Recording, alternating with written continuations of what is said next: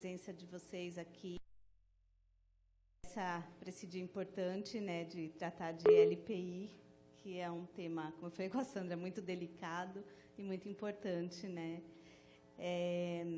Antes de começar, eu queria só dar alguns recadinhos assim com relação ao certificado.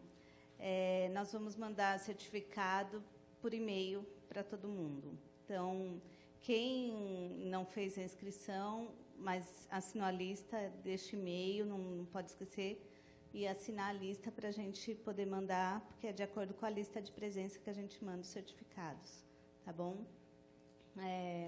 Hoje as perguntas serão feitas por escrito. Então, as meninas elas estão distribuindo uma fichinha para vocês fazerem perguntas, e aí depois a gente recolhe e as professoras respondem, tá bom? Obrigada mais uma vez e bom evento para todo mundo. Boa tarde. É um prazer recebê-las novamente nesse espaço, que é o nosso espaço para discutirmos sobre as últimas pesquisas para dar norte nas nossas ações. Então, há um tempo, né, há 15 dias atrás, nós tivemos a apresentação da professora Ieda, que nos falou sobre os dados do SAB, e que nós tivemos e sentimos, acho que todos que estavam presentes, assistiram, ficamos impactados, professora Ieda, impactadas, e, diante desta reação, nós já tomamos um caminho.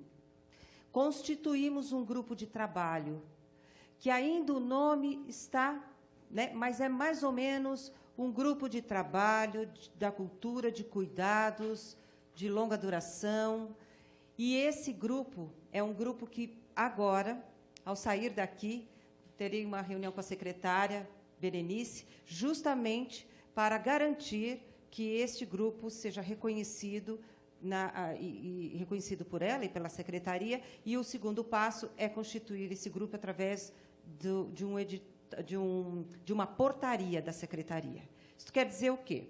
Que é um trabalho que nós vamos usar esses dados da pesquisa, apresentados aqui há 15 dias atrás, justamente para que a gente consiga ter aí um trabalho de políticas públicas para cuidados da pessoa idosa. Então, nós não estamos, né, assim, brincando, né? Nós estamos falando muito sério, porque nós temos uma cidade que precisa dessas ações. Então, para quem não me conhece, eu sou Sandra Gomes, estou coordenadora de políticas para a pessoa idosa na Secretaria de Direitos Humanos. Isso quer dizer o quê? Que a política do idoso tem agora a vertente, a égide de direitos humanos. Isso é muito importante, porque não é para além da saúde, para além da assistência, para além da justiça. Então, é algo muito maior. Então, gostaria de dizer para vocês que hoje nós temos os dados aqui que serão apresentados pela professora Ieda Duarte e também com a professora Helena Watanabe. Então, por favor, vamos aplaudi-las para recebê-las calorosamente. Muito obrigada. Então, nós temos um combinado. As perguntas serão feitas por escrito e nós temos o objetivo de encerrar esses nossos trabalhos desta tarde às 16 horas. Tá? Então, elas terão um tempo de apresentação, depois abriremos para responder essas questões. Então, assim que vocês precisarem de mais papel, é só chamar, porque uma das meninas ali, nós temos as meninas do pós-doutorandas da professora Ieda, que vai levar o papelzinho até vocês. Pronto? Professora, então, seja bem-vinda mais uma vez e muito obrigada. Boa tarde, gente. Muito obrigada por vocês estarem aqui de novo, me ouvindo, né? Sendo gente querida, que eu não vejo faz tempo. Só que hoje a gente vai mudar um pouquinho o retrato, né? Da outra vez que nós viemos aqui a convite da Sandra, nós falamos sobre os idosos da cidade de São Paulo, porque a nossa pesquisa olha para os idosos da cidade de São Paulo. Por que nós temos essa pesquisa há 18 anos? Né? Nós fomos, de uma certa forma, eu vou dizer convidadas, para ser gentil, nós fomos convidados pelo Ministério da Saúde para executar essa outra pesquisa. Tá? Por quê? Era uma vontade do ministro da Saúde, quando a pesquisa começou, conhecer a realidade das instituições de idosos, as instituições de longa permanência para idosos, por isso ILPIs, né, que nada mais são dos que os antigos denominados asilos, que mudou de nome, hoje a gente chama de instituições de longa permanência para pessoas idosas. Mas não todas as que eram cadastradas no Ministério do Desenvolvimento Social. Eu imagino que talvez muitos aqui saibam, mas não sei se todos sabem, que instituição de longa permanência de idosos, elas não fazem parte da saúde. Elas são ligadas ao desenvolvimento social, assim como cuidadores, também a mesma coisa. Tá? Eles são ligados ao Ministério do Desenvolvimento Social, não ao Ministério da Saúde. Então, toda vez que se quer fazer um trabalho que envolva essas questões, por exemplo, tem que ser uma coisa interministerial, intersecretarial, inter. Né? E, às vezes, isso é bem difícil. Parece que é uma coisa simples, mas não é. Toda vez que se tenta fazer uma coisa conjunta, é sempre um exercício bastante complicado. Né? Mas aí tinha nascido uma parceria entre o Ministério da Saúde e o Ministério do Desenvolvimento Social com o objetivo da pesquisa, e por isso a gente acabou concordando em fazer, era que, com o resultado, fosse feito o que eles chamam de reordenamento das instituições, ou seja, seria readequada a política referente a estas instituições, olhando para elas também com a questão da saúde. Tá? Porque, como a gente vai mostrar para vocês daqui a pouquinho, hoje não é mais uma questão apenas social. Ela pode até ter um perfil social, mas ele é muito menos social do que de saúde. Tá? Então, foi esse o pano de fundo que fez com que nascesse essa pesquisa. Tá? Então, essa pesquisa, ela assim, o Ministério da Saúde financiou integralmente a pesquisa, né, mas fez isso em parceria com o Ministério do Desenvolvimento Social. O Ministério do Desenvolvimento entrou com a logística, mas não com o financiamento. O financiamento era todo do Ministério da Saúde. E nós somos os executores. Tá? Nessa pesquisa, nós somos os executores. Tá? Bom, vocês estão cansados de ouvir isso, mas é importante a gente frisar aqui. Temos muitos idosos, tá? E teremos muito mais, e em pouco tempo. Né? Isso não é um problema. Eu não mostro a questão do envelhecimento do Brasil, a questão do envelhecimento no mundo, como um problema. Ele não é. Envelhecer é uma conquista, sempre. Tá? A questão é, para uma parcela desta população, como a gente já mostrou para vocês da outra vez, ela pode não estar envelhecendo tão bem. Né? E aí, como é que vai ser este cuidado que ela vai necessitar, numa lógica em que muitos vão necessitar? Tá? É isso que a gente se preocupa, né? É uma questão de estarmos preocupados com essa realidade. Então, assim, a gente já passou 13% da população brasileira de pessoas com 60 anos e mais, então nós temos um país envelhecido, estruturalmente envelhecido. Tá? E, dentro dessa lógica, o grupo que mais cresce, também já lembro de ter comentado isso com os que estavam aqui da outra vez, são os idosos longevos, os idosos de 80 anos e mais. Né? Por quê? Porque eles estão vivendo mais. Tá? Não é que eu não vou nascer com 80 anos, não. Eu sobrevivo e vivo mais, portanto, eu passo a ter um contingente de pessoas de 80, 90, 100 anos cada vez mais frequente no nosso meio. Por que eu estou frisando isso? eu sou da saúde, né? Então, assim, quando nós atendemos pessoas de 60, de 70 anos, você tem uma lógica de atendimento. Elas têm modificações estruturais e fisiológicas próprias dessa faixa etária, que não é igual a uma pessoa de 80, de 90, de 100 anos. Mas, quando a gente trabalha com envelhecimento, hoje a gente fala da quarta idade, mas isso ainda é uma coisa que precisa criar corpo, né? Hoje, o que a gente tem? A gente coloca todo mundo na mesma bacia. 60 anos e mais, como se fôssemos todos iguais, com demandas iguais. Isto não é verdade. Temos demandas diferentes, e isso precisa ser muito, muito bem colocado. Tá? Quanto mais a gente envelhece, mais aumenta as nossas vulnerabilidades biológicas, em algumas situações sociais, e em várias situações nas duas vertentes. Tá? E é um pouco o pano de fundo que a gente vai olhar quando fala das instituições de longa permanência. Tá? Isso aqui eu já mostrei para vocês da outra vez, mas agora eu vou mostrar para vocês com outro enfoque. Quando nós falamos do SAB, nós estávamos falando desta população aqui, da que vive na comunidade. Tá? Hoje, nós vamos falar desta população aqui, a que vive em instituições. Então, assim, menos de 1%, na verdade, da população idosa brasileira reside nas instituições de longa permanência. Tá? Mas isso quer dizer quase 2 milhões de pessoas. É muita gente. Estamos falando de muita gente.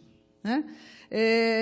E aí a preocupação então, porque, embora já tenha sido realizado um outro inquérito coordenado pela professora Ana Amélia Camarano, que a professora Helena fez parte juntamente com ela, sobre as instituições do país, essa é uma coisa que precisa tomar vulto maior. Né? Por quê? Porque nós vamos mostrar para vocês a realidade de como é que essas pessoas estão vivendo. Tá?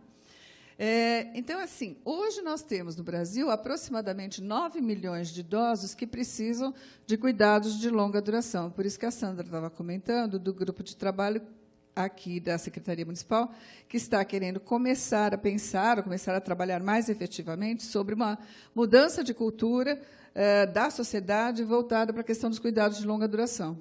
Tá? O que são cuidados de longa duração? São cuidados crônicos. Não é isso? Estou falando de instituições de longa permanência, estou falando de centros de dia, estou falando de cuidadores, estou falando de centros de noite, estou falando dessas coisas. Tá? Estou falando de leitos de transição, etc. Estou falando de cuidados de crônicos, que não vão ter cura, eles vão ter controle dos seus problemas de saúde para que eles possam viver bem o tempo que ele for viver. É disso que a gente está falando. Tá? Agora, se eu tenho uma população que envelhece cada vez mais, ela sobrevive por conta do avanço da tecnologia em saúde, ela sobrevive independente da sua condição funcional, independente dela estar mais ou menos dependente. Então, eu vou ter também um número maior de pessoas idosas, dependentes, que vão sobreviver. A pergunta é, quem cuida? Quem vai cuidar? Né? As famílias. Né? Hoje, é verdade que são as famílias, 93% dos cuidados dos idosos, pelo menos aqui em São Paulo, são fornecidos pelas famílias. Se ela cuida bem ou não é outra história, mas que esse cuidado é da família, é verdade. Até porque não tem outro jeito. Né? Até porque isso não tem outro jeito. Agora, a gente já viu que a família, por mais que faça e por melhor que se empenhe em fazer, ela não consegue cuidar mais do que 50% do que ele precisa. Então, eu tenho uma questão que envolve a questão da pessoa idosa mais dependente, que é, gente, ele viveu a vida inteira, ele construiu muita coisa, o seu entorno, sua família, etc., e quando ele está mais velho, mais dependente, precisando ser assistido, por mais que essa família tente, ela não dá conta de cuidar das necessidades dele em mais do que 50%. Aí você se pergunta, é assim que a gente quer envelhecer?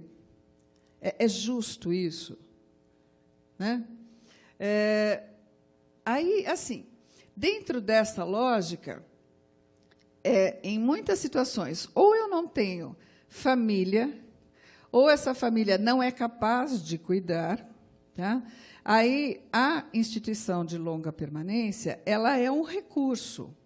Culturalmente, não é nem o brasileiro, o latino-americano, ele não aceita de bom grado a questão da institucionalização.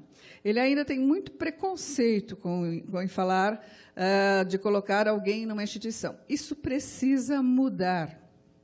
Tá? Por quê? Porque a instituição é um recurso que, se muito bem administrado, é um bom recurso.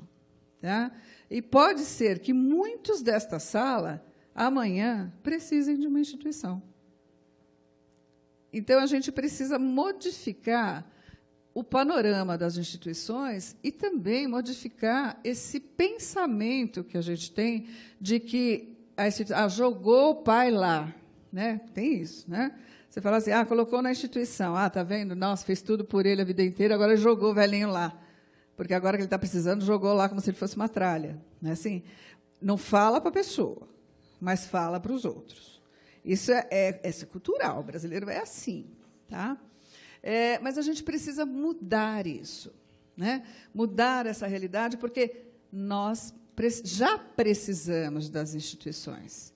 E precisaremos cada vez mais. Agora, nós precisamos qualificar a maioria delas que não estão qualificadas. Nós temos instituições muito boas, mas, na maioria das vezes, as muito boas são instituições privadas e muito caras, tá? Que não cabe no bolso de muitos desta sala. No meu, não cabe, tá? Não poderia pagar.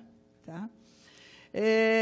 Então, assim, esta parceria, Ministério da Saúde e Ministério do Desenvolvimento Social, pelo menos foi o pano de fundo para que a gente desse o start desta pesquisa. Tá? Vamos entender que, assim, quem nós olhamos? Todas as instituições? Não. Nós olhamos as instituições de longa permanência que eram cadastradas no Ministério do Desenvolvimento Social, no SUAS. Tá? Públicas ou privadas, sem fins lucrativos, tá? Que acolhessem pessoas idosas. Este era o nosso pano de fundo. Era para essas instituições que nós deveríamos olhar. Né? Onde nós fomos buscá-las? O SUAS faz um censo anual, online. Tá?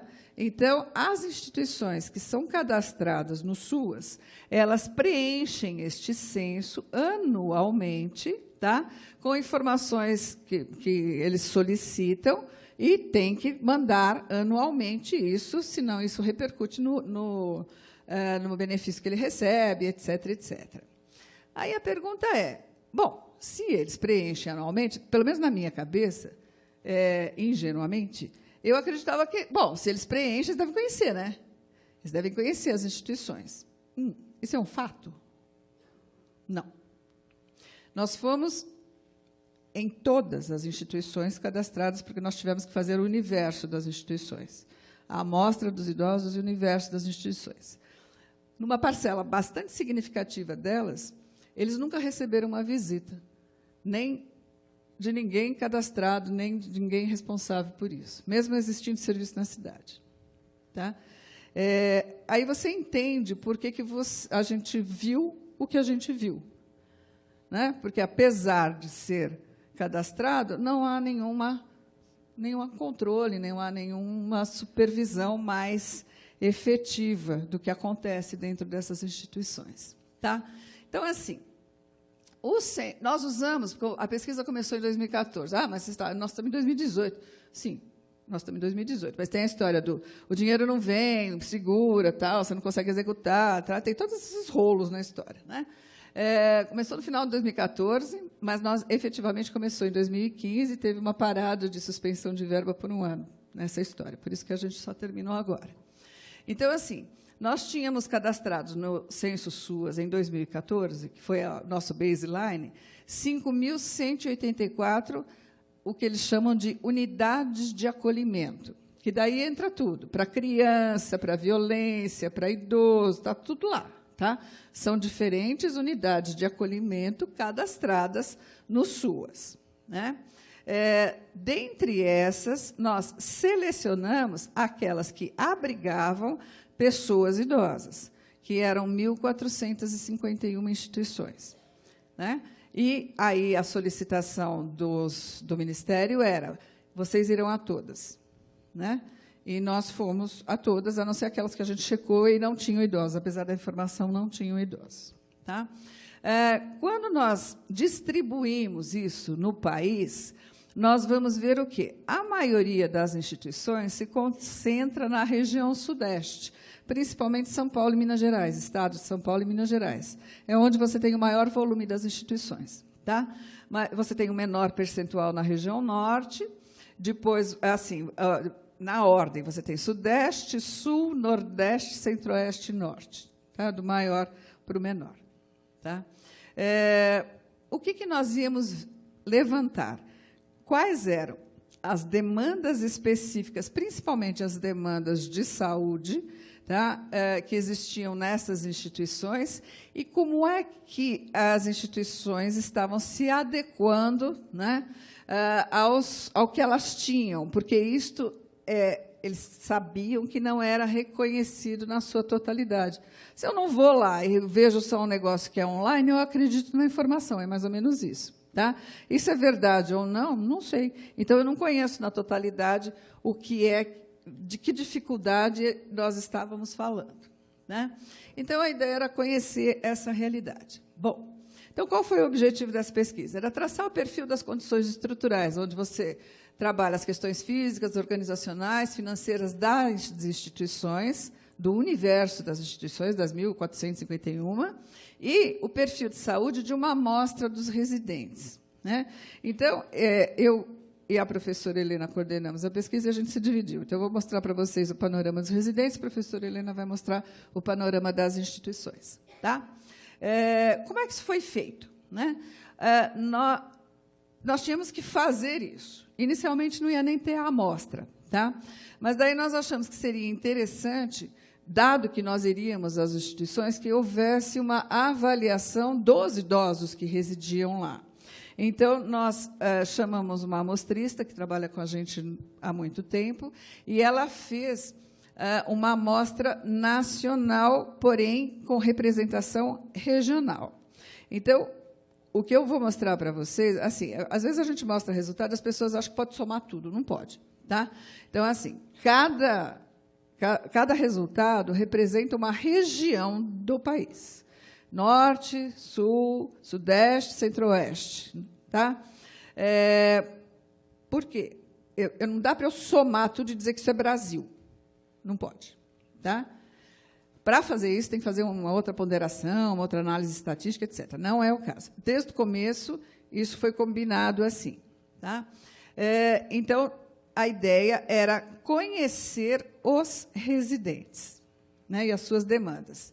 E, claro que, quando a gente vai avaliar os residentes, a gente também já faz o questionário instituição, porque eu já estou dentro da instituição.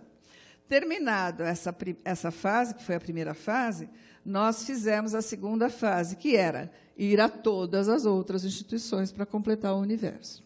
Tá? Aqui está ruinzinho de ver, mas isso vai ficar disponível para vocês. Mas isso aqui é o mapa do Brasil, vocês estão vendo, né? E cada pontinho vermelhinho aqui que você encontra são as instituições que nós visitamos. Então, fica claro que a maior concentração é aqui. Né? Por isso que a gente viu lá que o Sudeste tem a maior concentração de instituições. Mas eu tenho instituições espalhadas em todo o país. Então, assim, não é muito tranquilo a gente visitar essa aqui, né? Está aqui, está vendo? Elas estão em pontos bastante distintos do nosso país. Bom, então, eu vou mostrar um pouquinho para vocês os resultados relacionados aos residentes. Então, assim, como é que isso se distribui no país por regiões? Então, assim, olha, na região norte, a gente tem uma ideia de que eu tenho mais mulheres institucionalizadas. Né? Existe esse conceito senso comum, vamos dizer assim. Depende primeiro, não é verdade. Ó, se você for olhar, na verdade, com exceção do Nordeste, em todas as outras regiões, eu tenho mais homens do que mulheres institucionalizados. Tá? Isso é bastante importante na região centro-oeste e na região norte. É um pouco da característica das pessoas que foram para lá, foram trabalhar lá, envelheceram lá. Tá? Ficaram longe das suas famílias, ficaram velhos lá, não tem mais ninguém, por isso acabam indo morar nas instituições. É um pouco desse panorama que a gente vê. Então, ao contrário do que a gente pensa, nas instituições cadastradas no SUAS, exceto no Nordeste, eu tenho mais homens do que mulheres institucionalizados. Tá? Quando a gente olha a idade das pessoas, eu vou ver o quê? Que nessa região norte, por exemplo, é a região onde eu tenho mais pessoas mais longevas. Eles vivem muito. Tá? Assim como no Nordeste. Então, aonde eu tenho mais pessoas longevas institucionalizadas? No Norte e no Nordeste. Tá? Quando eu olho para cá, né, eu vou ver que no Sudeste, assim, na região, por exemplo, onde eu tenho mais pessoas com menos, eu não deveria ter, porque, aliás, quando ela coloca isso dentro, lá, responde, pessoas menos de 60 anos no censo, ela perde o cadastro. Tá? Quem são essas pessoas menores de 60 anos que a gente encontrou nas instituições? Vocês têm uma ideia? Isso. Então, assim, são a questão das políticas que, às vezes, não se conversam. Né? Com o fechamento das instituições de saúde mental, uma parcela significativa dessas pessoas não tinham mais para onde ir, não tinham mais famílias, ficaram à deriva. Tá? E muitas delas, por ordem do Ministério Público, elas vão parar nas instituições de idosos. A questão elas não vão com nenhum acompanhamento. Elas simplesmente passam a morar nas instituições dos idosos. Tá? Sem qualquer acompanhamento, medicação ou qualquer coisa. Nós pegamos várias situações assim. Tá? Aí você fala assim, bom, ele mora lá, não tem ninguém, né? É verdade? Não, ele tem família. Ó, sem companheiro é mais importante na região norte. Tá? Agora, na região centro-oeste, por exemplo, eu tenho o maior percentual de pessoas institucionalizadas que são casadas, que têm alguém, elas são casadas, porém, moram lá. Tá? Então, não é verdade que assim, a maioria está sozinha, não é exatamente assim, eles têm família, e eles têm filhos. Tá? Então, por exemplo, quando a gente, por exemplo, na região centro-oeste, eu tenho o maior percentual de pessoas, mais de 50% deles, dos institucionalizados, têm filhos vivos. Agora, quando a gente fala de filhos, eu não estou falando de um filho, 2 filhos. Tem gente aqui que tinha 20 filhos, 22 filhos. Tudo bem que ele espalhou, né? Ele repovoou o Brasil, mas tem filhos. Então, quer dizer, por aí a gente vê que filho não é caderneta de poupança. Ter filho não garante que você vai ser cuidado no futuro. Né? Isso é uma coisa que a gente tem que ter claro. Tá? Não, então, mas não está. Né? Ele está aqui, ó, né? Ele está na instituição. Tá? Aí, assim, eles têm renda, porque, assim, é uma instituição do SUAS. Não é isso? Então, as instituições, na sua história, elas começaram por uma questão social, das pessoas muito pobres, moravam na rua, era assim. Eles têm renda? Sim, eles têm renda. Essa renda provém de diferentes fontes. Tá? Por exemplo, no Nordeste, a maioria tem aposentadoria. Né? O maior índice de pensão é no Sudeste, quando tem os dois, o maior índice é no Sul. Tá? BPC, mais de 50% deles recebe. Então, assim, se eu não tinha nenhum rendimento, eu passo a ter o direito de todos os idosos, a receber o BPC a partir do momento que ele completa 65 anos. Tá? Então, assim, eles têm renda. Né? E como é que ele lida com essa renda? Né? Quem cuida da própria renda é o idoso? Não. Quem cuida da renda é a instituição. Não é o idoso. Vamos lembrar, né, na definição lá da RDC, que a instituição é o quê? Casa, né? Uma casa para moradia coletiva, onde você vai respeitar a liberdade, a dignidade e o direito dessas pessoas, né? Eu não sei exatamente até que ponto a gente está fazendo isso. Então, assim, existe a lei que a gente das instituições, que a instituição pode recolher até 70% do rendimento, tá, da pessoa para devolver isso na forma de cuidado, né? Aí nós fomos lá e olhamos, né? O que a gente achou? Até 60%, né? Eu tenho o quê?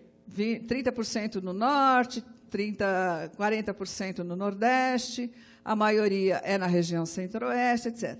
Agora, que recolhe 100%, né? Eu tenho uma parcela muito mais significativa. Então, essa história de que recolhe até 70% é o que diz a lei. As minhas meninas que estão aqui foram parte das pessoas que foram nas instituições fazer o inquérito, né? Então, 70% é o que diz a lei, 30% é doação, né? Essa doação é meio relativa, porque muitos dos idosos, quando a gente conversava, eles falavam que eles eram roubados, né? Mas é doação. Quando você pergunta para a instituição, ela diz que é doação. Tá? Aí, assim, onde é que ele morava? Né? Por que ele foi parar na instituição? Onde ele morava? Né? Aí você tem as diferenças das regiões. Então, por exemplo, que morava sozinho, a maioria era na região norte. Então, aí tem aquela história dos homens que foram trabalhar, não tinham família, etc., e por isso acabam indo para as instituições. Agora, ele morava na casa dele, a casa era própria dele, com familiares, né? E foi levado para a instituição, e a maioria é no sul. A casa era do velhinho. E ele foi levado para a instituição. Tá? Ele morava numa casa com outras pessoas, a maioria aqui no Sudeste, né? Ou tem outras situações, por exemplo, morava num abrigo coletivo, morava na rua. Essas pessoas que antes existia um perfil mais voltado para essas pessoas, agora a gente vê que é muito baixo, tá? Muito inferior ao que tradicionalmente justificou a criação das instituições ligadas ao desenvolvimento social. Tá? Por exemplo, eles vieram de instituições de saúde mental. Aqui, por exemplo, veio de outra ILPI, é porque arrumou briga. Tá? Então, assim, ele arruma uma encrenca numa ILPI, então ele é transferido para outra. Na maioria das vezes é isso que acontece. Tá? Alguns não quiseram dizer, né, por isso que tem lá, prefiro não dizer de onde ele veio. Né? Aí, assim, nós perguntávamos para eles assim, por que o senhor veio morar aqui? Né? O que o trouxe a morar aqui na instituição? Então, varia de região para região. Por exemplo, o mais importante na região Nordeste é porque ele estava sozinho. Tá? Ele não tinha ninguém para ajudar, ele estava sozinho, então, por isso, ele foi morar na instituição.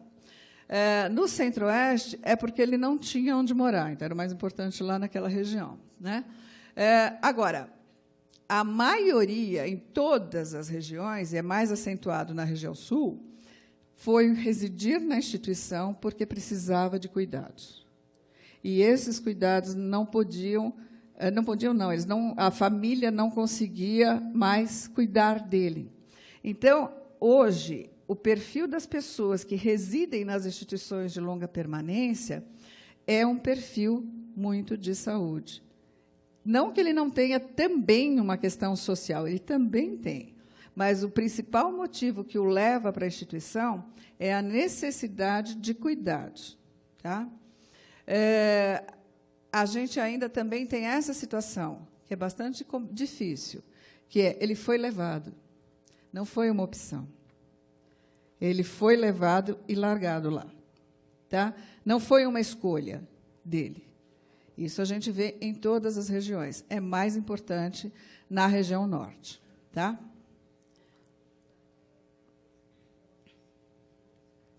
As perguntas, quando eles respondiam, eram feitas para os idosos, senão nós fazíamos para os cuidadores próximos a eles, que realmente o conhecia a história dele.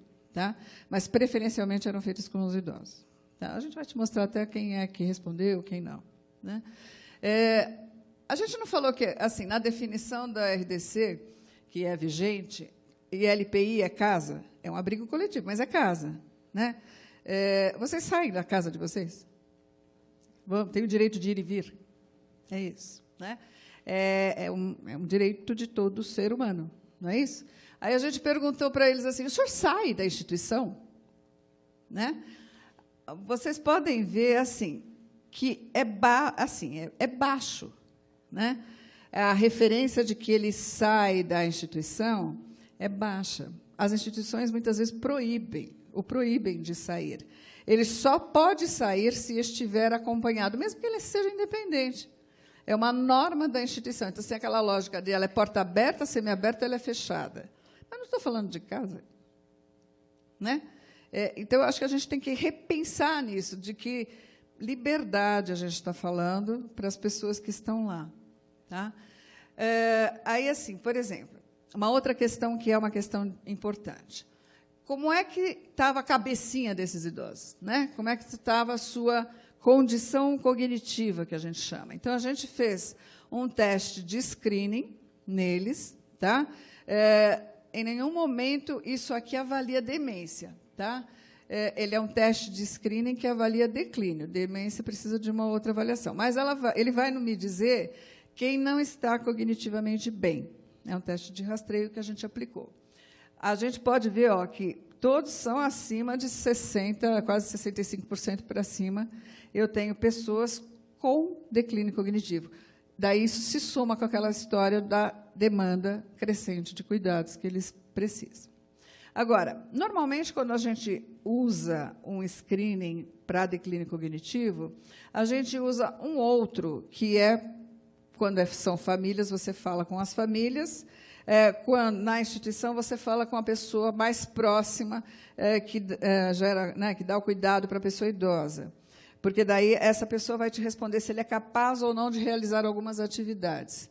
Quando eu somo essas duas coisas, então, declínio cognitivo importante e incapacidade importante para o desempenho dessas atividades, esta soma, possivelmente, essa pessoa tem demência.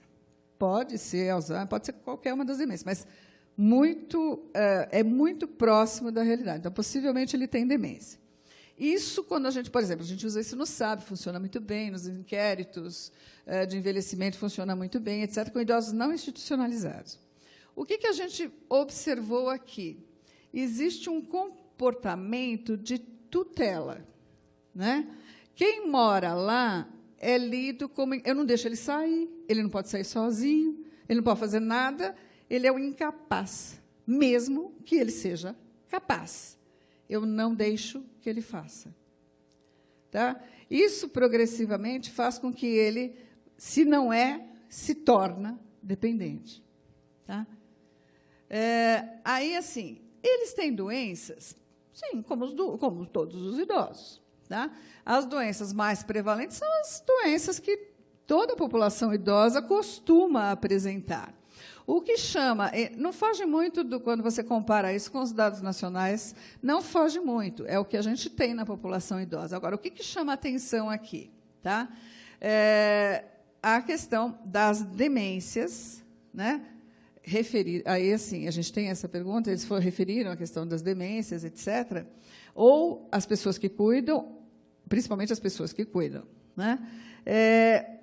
Isso aqui é muito mais alto do que a prevalência normal na população. Tá? Então, a questão dos idosos com demência é algo que perpassa os idosos que estão institucionalizados. Vamos lembrar aí a outra política que a gente tem. Demência não é entendida como um problema de saúde mental. Tem alguém da saúde mental aqui? Essa é uma briga eterna que eu tenho. Por quê? Porque demência é uma doença neurológica, não uma doença psiquiátrica. Então, toda a estrutura que existe de saúde mental não acolhe os idosos com demência. Tá?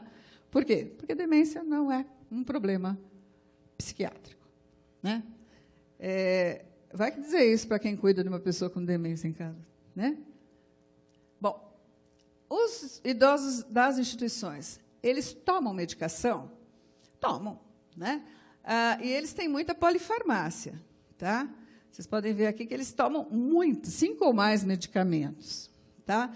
E muitos tomam medicação para dormir, para o bem ou para o mal, né? Ou ele toma ou é dado, tá? Você acaba pegando idosos que estão impregnados. Assim, você tem que dar 5 gotas de neuroleptil, mas 5. Imagina, ele é velho, ele é adulto, dá 30. Né? Qual é o problema? Né? Aí você está lá, ele não consegue nem conversar, não sabe por quê. Né? Está impregnado. Isso não é incomum de se assistir. Tá? A outra coisa, por exemplo, que a gente tem estudado muito com o envelhecimento hoje em dia, principalmente por conta do crescimento da população idosa longeva, é a questão da fragilidade. Né? Esses são os indicadores que a gente usa para avaliar fragilidade. Tá? Redução, por exemplo, redução da velocidade da massa é considerado hoje o grande preditor de fragilização. Está sendo investido muito nisso. Então, na hora que a gente... desformatou aqui um pouquinho, mas não tem problema. Quando a gente olha para a questão da fragilidade, o que a gente vai ver? Eu tenho um percentual muito alto, tá? Ele é acima de 80%, se eu juntar os dois aqui, pré-frágil e frágil, em todas as regiões. Né? Agora, o que é que chama atenção? Eles têm uma demanda importante de cuidados de saúde, eles são frágeis, eu tenho muitos pacientes com demência, ou seja, eles precisam de cuidados mais adequados, mas eles não têm. Tá? Porque é uma instituição social. São todas? Não, eu tenho exceções. Eu tenho instituições que a Helena vai mostrar, que são bem organizadas e que têm bons vínculos com os serviços de saúde das regiões, mas não é a maioria. Tá? Aí nós olhamos a questão da dependência. Aqui, quando ele tem dificuldade, ele precisa de cuidador. Aí sim, era aquele que respondeu lá que ele precisaria de cuidador. Né? Eu posso olhar aqui que a maioria deles necessita de cuidador. Então, ele precisa de cuidado. Tá? Ele não consegue fazer sozinho aquilo que é referente ao seu próprio autocuidado. Né? E o que a gente tem como panorama de fundo?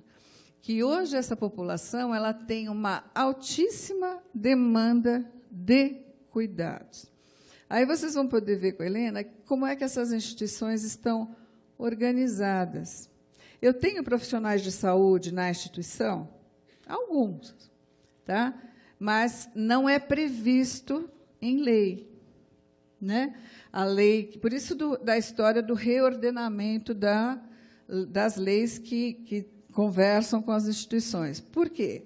Eu tenho um local que deveria ser uma residência coletiva para onde uma pessoa vai, porque ela precisa de maior cuidado, neste caso, mas ela não tem.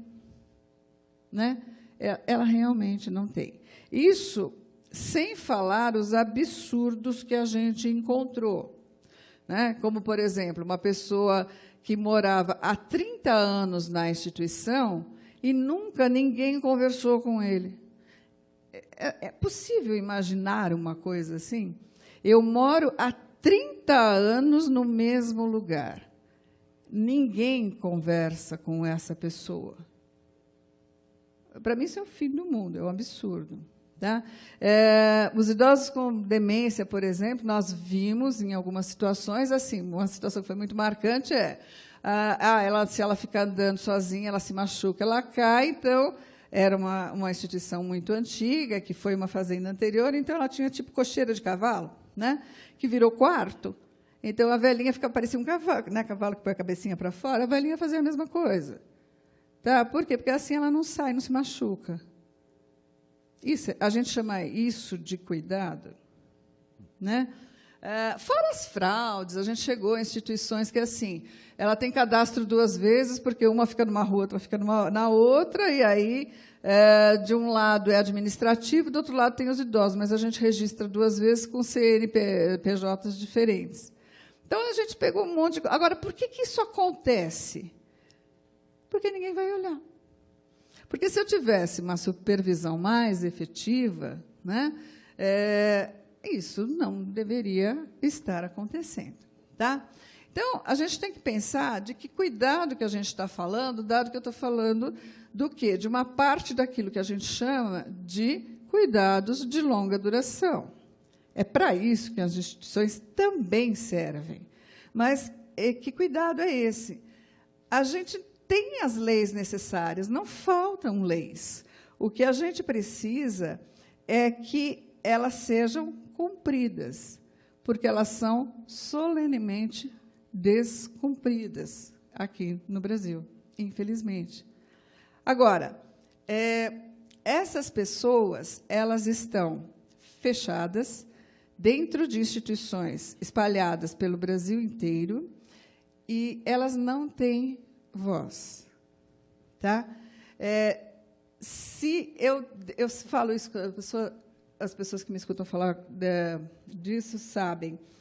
Se eu tivesse que definir, essa é a minha impressão, tá?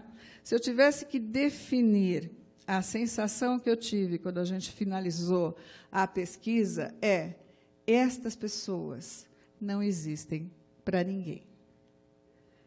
Eu estou falando de mais de 2 milhões de pessoas institucionalizadas no país. Estou falando de quase 60 mil pessoas que são cadastradas no SUAS. Tá? Esses absurdos que a gente vivenciou, eles acontecem porque eles não conseguem reclamar, e mesmo que eles reclamem, ninguém ouve. Eles não existem, nem para as pessoas que trabalham nas instituições. Com eles. Eles simplesmente não existem. Isso não é justo. Tá?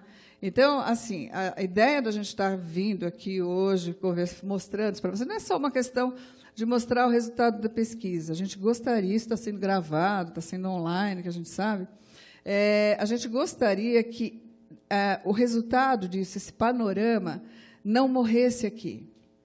Tá? Porque, senão, é o que vai acontecer. Nós estamos num ano eleitoral. Não é? É o que vai. A gente não gosta de mostrar coisas ruins. Então, é preciso que alguém se importe e realmente faça alguma coisa. Tá? Não é humano muitas das situações que nós vivenciamos. Então, a gente precisa mudar esse cenário. Porque, assim, é fato que nós aqui, vamos precisar de instituições. E muitos de nós precisaremos dessas instituições, porque não vamos ter condição financeira de pagar o valor que custa uma instituição de primeira linha, ou de segunda. Custa caro, mas de segunda custa R$8.000 por mês, assim, né? Só para hotelaria. Tá? Mais tarde, depois que a Helena falar, a gente vai mostrar para vocês o site que a gente montou, onde vão ser colocadas todas as informações referentes à pesquisa, inclusive com os resultados. Para isso, a gente precisa de autorização do Ministério, mas a nossa combinação era executar a pesquisa, entregar os resultados e montar o site com os resultados. Tá? Nós faremos tudo isso e gostaríamos muito que, de fato, esse site fosse para o ar, mas, para isso, a gente precisa de autorização. Mas aí a gente vai mostrar para vocês como é que ele está estruturado e que a gente espera que ele realmente vá para o ar em breve. Né? A gente está para mostrar os resultados para o Ministério, provavelmente agora em setembro, então a gente espera que isso vá para o ar no máximo no final de setembro, começo de outubro. Tá bom? Muito obrigada. Agora a Helena vai contar para vocês o outro lado, que é o lado das instituições. Tá?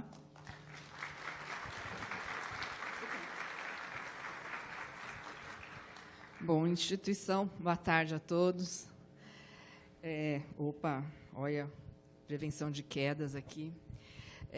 Instituição é moradia, né? A gente diz, é residência, mas é uma residência coletiva. Então, a vida nessas instituições ela é regrada. A gente tem horário para levantar, para tomar café da manhã, almoçar, jantar, nos recolhermos.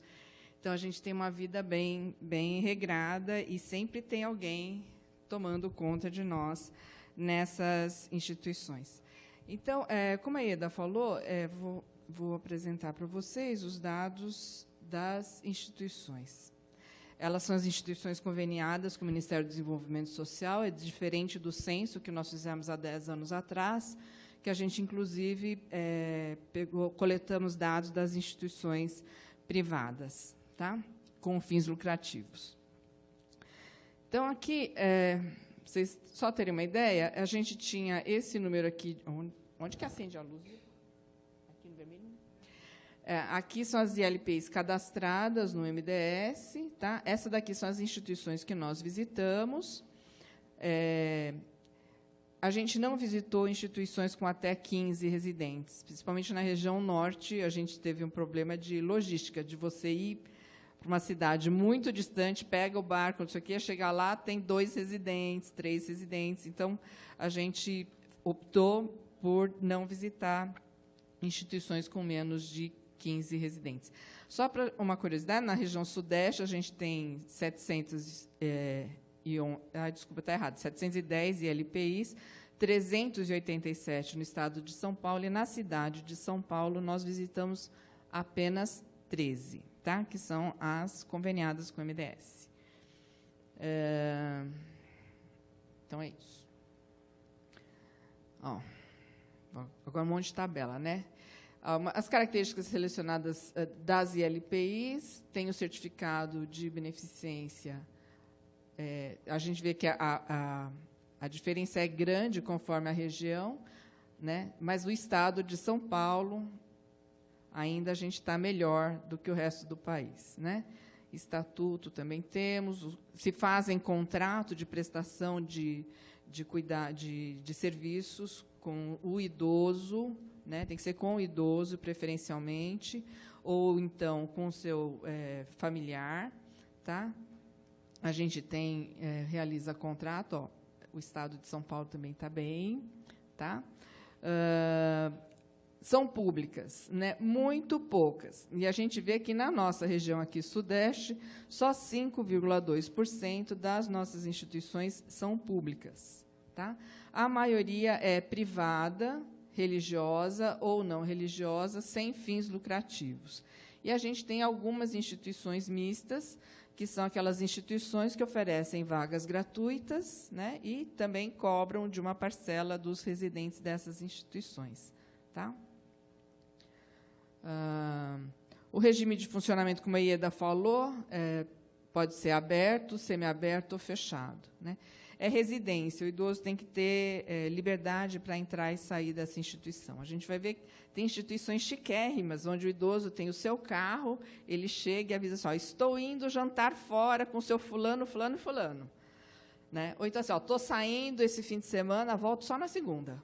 Né? Olha que legal, né? Mas a maioria das instituições não é assim, né? E também a gente tem que lembrar, como a Ieda mostrou, tem idosos com problemas cognitivos, a gente não pode ter tão aberto que todos possam entrar e sair livremente. Tem que ter uma avaliação médica para dizer se esse idoso pode realmente entrar e sair sozinho, né? Se ele sofreu um acidente na rua, ele saiu, é autônomo, ele sofreu um acidente na rua, é problema para a instituição? O que vocês acham? Mas se ele é autônomo, ele tem uma avaliação médica dizendo que ele é autônomo, ele pode entrar e sair da instituição. Ele saiu, andou um pouco, um ônibus atropelou. Não é responsabilidade da instituição, ele é uma pessoa adulta, né, autônoma. Tá? Tem responsável técnico nessas instituições, a gente vê que a variação é grande no nosso país, na região norte é o menor percentual de instituições que tem responsável técnico, mas no sudeste 95%, quase 96% tem responsável técnico, e no estado de São Paulo quase 100%. E com nível superior, a maioria tem responsável técnico com nível superior. Pela legislação de funcionamento das instituições, o responsável técnico tem que ter nível superior, mas não é obrigatório que ele seja da área da saúde ou da assistência social. Se a gente olhar em algumas, por exemplo, tinha uma que o responsável técnico era um zootecnista, né? Era um zootecnista. Tem administrador, tem advogado, pedagogo, tá? Bom, tem prontuário, fazem o plano de cuidados individual, né? Quantas vagas a gente tem no país, né? Ó, 23... até está errado aqui. Não pode ser 23 mil, isso aqui é 27 mil no Sudeste. Deu algum problema aqui. Tá, mas a gente tem 27 mil. Está errado mesmo. Deu uma inversão aqui de tabela. Tá? Peço desculpas. Bom, vou voltar aqui. Então, a média de residentes por instituição é de 30 e poucos idosos, tá? E a taxa de ocupação, que eu fiquei surpreendida, é que na região Sudeste, quase 100% a taxa de ocupação aqui no nosso estado. Tá? Mostrando o quê? Que a gente não tem vaga ociosa, né? Muito pouca vaga ociosa. Na verdade, a gente tem fila nas instituições. Nas instituições filantrópicas tem fila e nas instituições privadas também. Aquelas carésimas, 15 mil, 17 mil por mês, também tem fila. Né? Tem fila.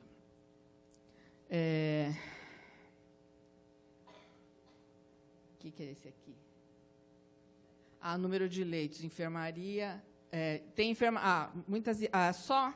só no país inteiro, só 274 ILPIs têm enfermaria, mas a maioria tem enfermaria com 1 a 5 leitos, são enfermarias pequenas. Tá? Mas a gente chega a ter até instituições com enfermaria com mais de 50 leitos, pelo menos foi essa informação que a gente recebeu. Eu queria dizer, essas informações que foram coletadas sobre as instituições foram coletadas juntos aos gestores ou algum outro funcionário autorizado a nos dar essa informação. Tá?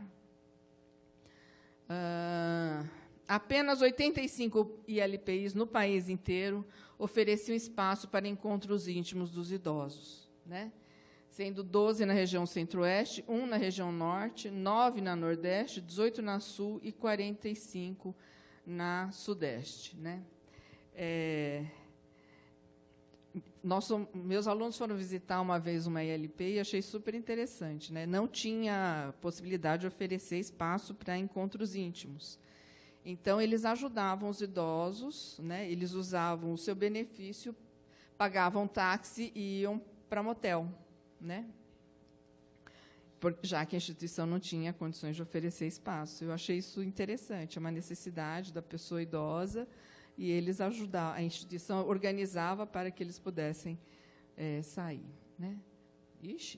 Por que os idosos estão indo nas instituições? Isso na opinião de quem é gestor dessas instituições. Tá? Em primeiro lugar, maus tratos, negligência e violência, 56,6%. Mas eu vou dizer para vocês por que deu tanto. Tem o tal do abandono. Né? Muitos gestores dizem o quê? Esses idosos estão aqui porque foram abandonados pela família. Eu acho que nessa abandonado pela família tem muito do julgamento também de quem está recebendo esse idoso. Tá? Mas aqui em violência a gente teve desde idosos que eram financeiramente explorados, né? Pessoas que sofreram agressões realmente, né? Negligências, maus tratos também. Tá? Mas a questão do abandono foi uma coisa importante e que eu acho que inflacionou essa causa de institucionalização. Né? A família tem dificuldade para cuidar, segundo os gestores. Tá? Na região Sudeste foi a principal causa, né, de institucionalização, na opinião dos gestores. Tá? Ausência de familiar, o fato dele não ter família, necessidade de saúde e de cuidados, né? Dificuldade financeira do idoso ou familiar, aí a gente pensando que é um serviço da assistência social, perda ou fragilidade, rompimento, né, do vínculo familiar. Teve muitos idosos, muitos gestores que disseram que recebiam idosos que vinham pelo Ministério Público, por ordem judicial, tá? Por vulnerabilidade social ou risco social também. Eu estou falando aqui por ordem do país, a ordem numérica do país, aqui, proporcional, desculpa. Opção do próprio idoso, olha só, né? 3,7%. Ó, na nossa região aqui, ó, 1,3% vai para a instituição por opção própria, na opinião dos gestores. E no Nordeste foi maior, né? Pessoas em situação de rua, né? Morar só, o fato de morar sozinho também, né? A família que procura o serviço foi pouco, segundo eles, né? O fato de não ter onde morar, encaminhados pela assistência social, CRAS ou CREAS, foi pouquinho, 1,9%. Tá? Encaminhamento por outros órgãos públicos, pode ser Secretaria da Saúde, por exemplo, né? E os problemas de saúde mental estão aqui pouquinho.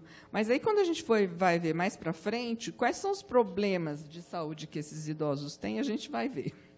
Por que os idosos saem da instituição? Principalmente por óbito, né? Ele entra, acaba morrendo na instituição.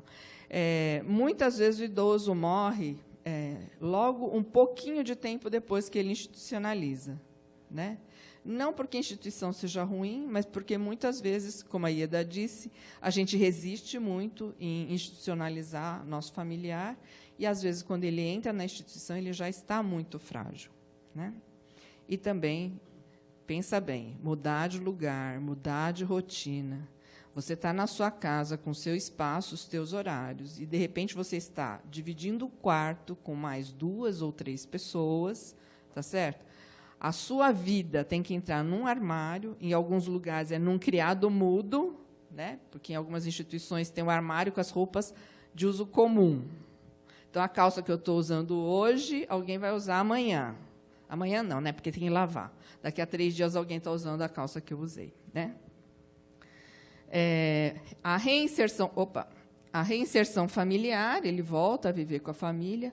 O agravamento das condições de saúde e dependência, então ele sai da instituição e vai para um hospital, tá certo? Ou vai para algum outro serviço, porque a instituição, muitas vezes, ela diz que ela é uma instituição que atende somente pessoas com baixo grau de dependência, então, na hora que ele fica muito dependente, a instituição não tem estrutura para atender, então, a gente devolve para a família, às vezes, né? Falta de adaptação à ILPI. Eles não se adaptam às normas, às vezes tem a questão da agressão entre idosos, a drogadição, né? Em algumas instituições, quem trabalha em instituição aqui?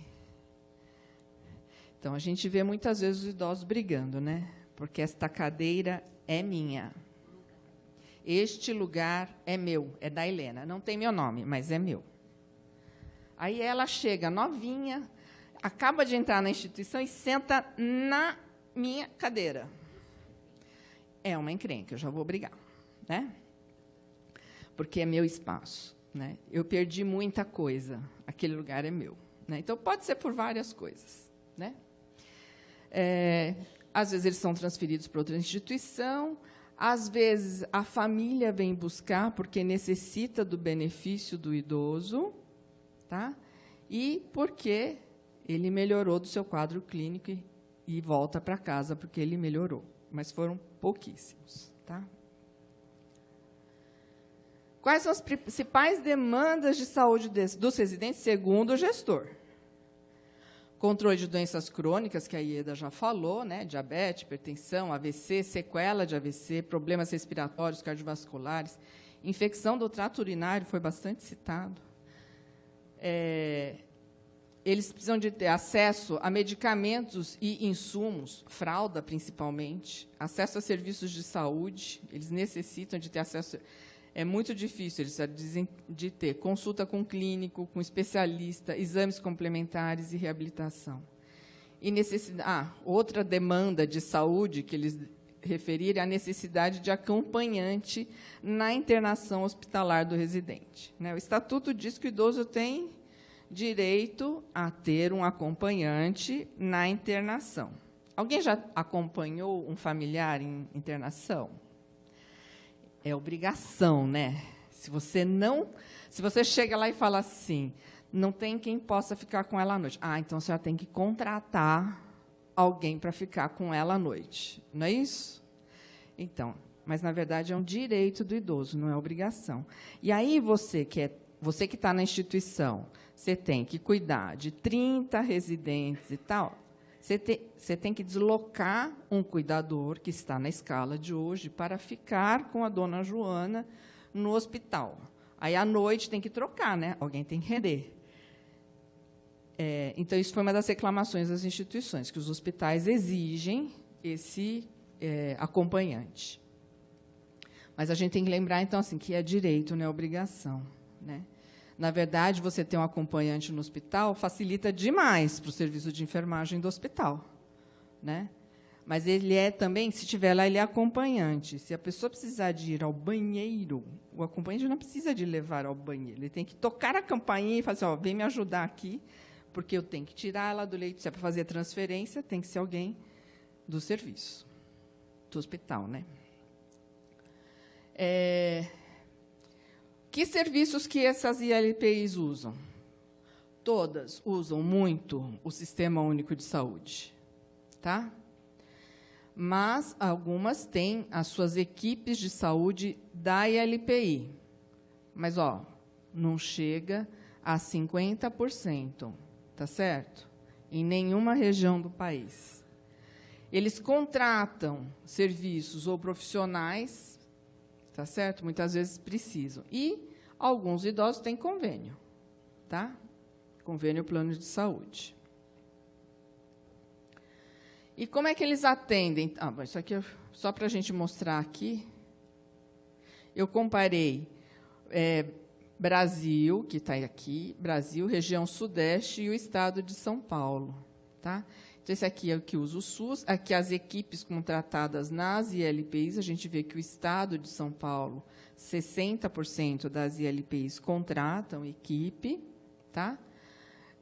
Tem equipe contratada na ILPI, desculpa. E tem mais convênio do que o resto do país e do que a própria região Sudeste, tá?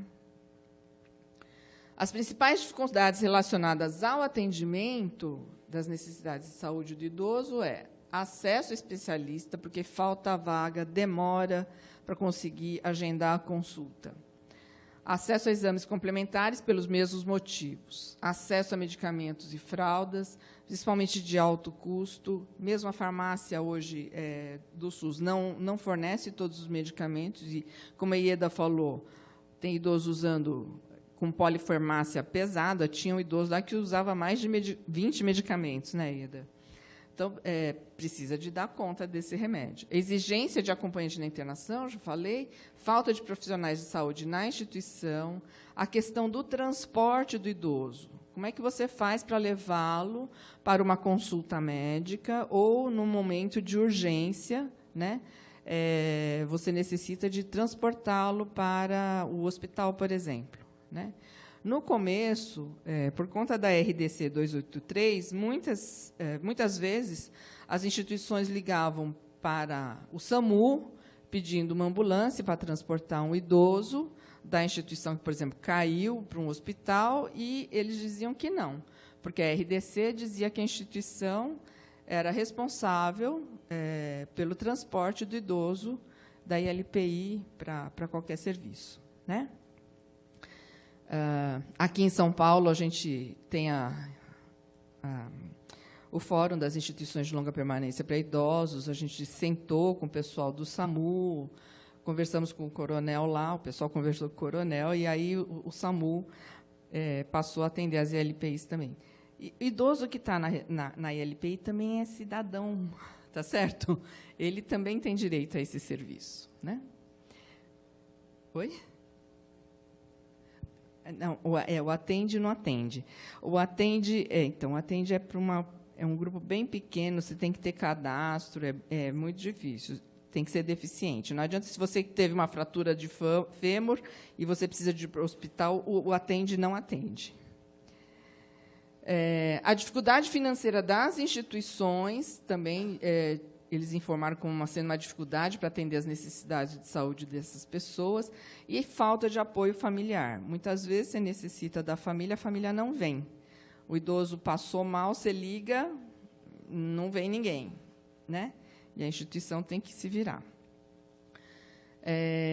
Esse aqui...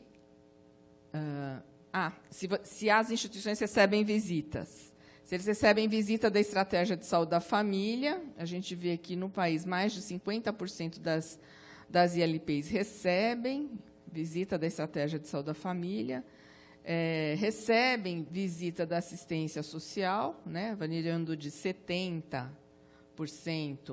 a 89%, tá? E recebem visita de outros órgãos, que são Ministério Público, Defensoria, Conselho de Idoso, da Prefeitura, das diversas secretarias, Secretaria de... Aqui é sem ser da Assistência Social e da Saúde, tá? Então, é a Secretaria da Educação, Secretaria da Agricultura, tinha Secretaria de Assuntos Difusos, uma coisa assim, né? Estão aqui, tá? Então, tem ILPI que realmente não recebe visita. Então, a gente está dizendo quem recebe, mas o contrário não está recebendo, né? Nem da saúde da família, nem da assistência social. Os idosos comem, mas tem ILPI que não oferece nenhuma refeição por dia, nenhuma a uma refeição por dia. A gente tinha 26 ILPIs nessas condições, tá? Uma realmente não oferecia refeição e, em 10, os próprios idosos preparam. Por quê? Aqui a gente também tem como se fossem as repúblicas também, tá? Então, são os idosos, são autônomos, eles saem, fazem suas compras e preparam a sua própria refeição. Tem LPI que oferece de 2 a 3 refeições por dia, de 4 a 5, mas a maioria oferece 6 refeições por dia. Café da manhã, colação, almoço, lanche da tarde, jantar e a ceia, que é o chá com bolacha, né? E aí a gente vai ver, ainda não. Depois vocês vão ver qual é o profissional mais contratado pelas ILPs. Ai, meu Deus do céu, eu fiz um negócio tão pequenininho, né? Quais são as atividades oferecidas pelas ILPs conveniadas? Essa aqui, primeiro, é só residência. Então, é a ILPI que só oferece residência, tá? As ILPs oferecem atendimento médico. Olha, presta atenção em atendimento médico. Atendimento odontológico. A gente vai ver aqui, atendimento odontológico, vários oferecem. Aqui é o Brasil. Reabilitação, esse verdinho aqui. A gente tem bastante reabilitação. Atividade recreativa planejada, esse laranjinho aqui. Está difícil de vocês enxergarem. Artesanato, esse vermelhinho aqui. Atividades de lazer, esse azulzinho aqui. Atividades educacionais são essas e outras atividades aqui. Aqui entra viagem, passeios, outras coisas assim. O profissional mais contratado pelas ILPs do nosso país são os cozinheiros. 87,6% das ILPs contratam cozinheiro. E o mais é que eu não trouxe aqui das estruturas, mas só 92% das ILPs oferecem refeitório, tá? O segundo profissional mais contratado pelas ILPs é o técnico de enfermagem, 75,8%. Cuidador, 72,7%. Faxineiro, 71,6%. Lavadeira e passadeira, 61%. Por enquanto, aqui, de cuidado, só entrou o técnico e o cuidador, né? Aí aparece o enfermeiro, 59,6%. Aqui no Sudeste, 74% contrata enfermeiro. Tá? Assistente social, 66,2% no Sudeste, 52% no Brasil. Nutricionista, 50% no Sudeste, 38% no país. Fisioterapeuta, 47% no Sudeste, 38,6% no país. Aí vem porteiro, psicólogo está depois do porteiro, né? 28,2% das ILPs. Médico, tá? Menos que o porteiro. Mas vocês viram a quantidade de instituições que falaram que ofereciam cuidados de saúde? né? Então, assistência médica, desculpa, 15,3% das ILPIs contratam o profissional médico. Isso aqui é o contratado, tá? Com carteira assinada. Tem ILPIs que são públicas, que o médico municipal vai, mas como ele não é contratado e não tem carteira assinada na ILPI, ele não foi considerado, tá? TO, 11,9%, farmacêutico 6,3%, professor de educação física 6,2%, fono e que não entrava mais, fono e dentista estão em torno de 2,5% das ILPIs que têm esses profissionais contratados no país. Idoso tem dente? Hã? E não engasga. Então, idoso não tem dente, precisa de dentista, né? E também não engasga, não precisa de fono, né? Tá? A questão de voluntariado e estágio. 68,1% das ILPIs contam com voluntários. No Sudeste é bem alto, 74%, e no estado de São Paulo, 80% das ILPIs contam com voluntários. Tá? 49, quase 50% oferece campo de estágio para os cursos de nível superior. Aqui é mais também, no estado de São Paulo também. Quais são as áreas que estagiam nessas instituições? Serviço social, enfermagem, psicologia, fisioterapia, nutrição e várias outras áreas. Até tem alunos de administração também que estagiam nessas instituições. E os nossos residentes, segundo os gestores, que é diferente que a IEDA